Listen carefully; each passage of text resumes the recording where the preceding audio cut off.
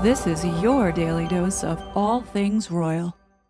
8, 9 months. How do we bring people together with the armada that is arrayed against Americans? I think it's really important to create a hierarchy of importance just in life and in public policy and just every sphere of life, like decide what's most important, what do I do first? And my smartest friend, my wisest friend, who's been really successful, just because he's wise, always says, look, it comes down to food, water, energy. You know, the countries rise and fall on the basis of food, water, energy. And every time he talks like that, he talks in terms of fundamentals, like what actually matters. It's not really about trans swimmers or Black Lives Matter. It's about energy, food, water, and it's about the use of force. And so the number one thing you need to worry about in any country is the military. And we just don't have a history of worrying about the military, but we should be very worried about the military because that's where the guns are. And so if you wanted to take a continental sized country like ours with a population of 350 million people and you wanted to subdue them, you would need force. And so what was so striking about what Ben said was it's the DOD, it's the military that is censoring us, and they're doing it for political reasons. And that is a completely different thing from, say, the Democratic National Committee or even the FBI. The military has to be nonpartisan. It has to be controlled by elected officials, civilian control. So the voters have some control over the military. And conservatives, and it's such a wonderful and clever op on the part of the left, because conservatives just imagine the people who serve in the military are just like them. But the officer corps is not at all. They're like speaking at the Aspen Institute. They don't share your values. They hate you. They hate Christianity.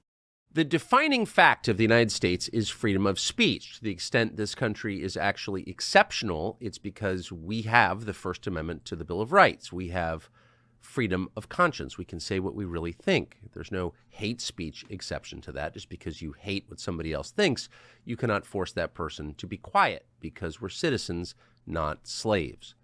But that right, that foundational right that makes this country what it is, that right from which all other rights flow, is going away at high speed in the face of censorship. Now, modern censorship bears no resemblance to previous censorship regimes in previous countries in previous eras.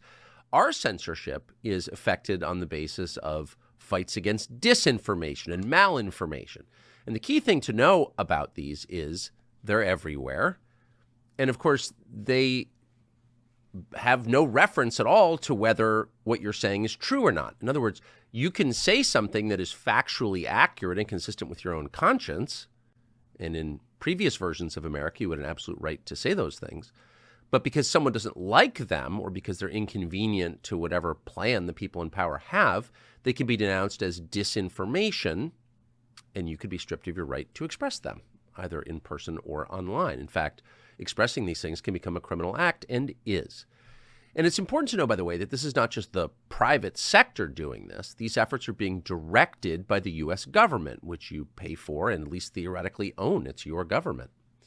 But they're stripping your rights at very high speed. Most people understand this intuitively, but they don't know how it happens. How does censorship happen? What are the mechanics of it?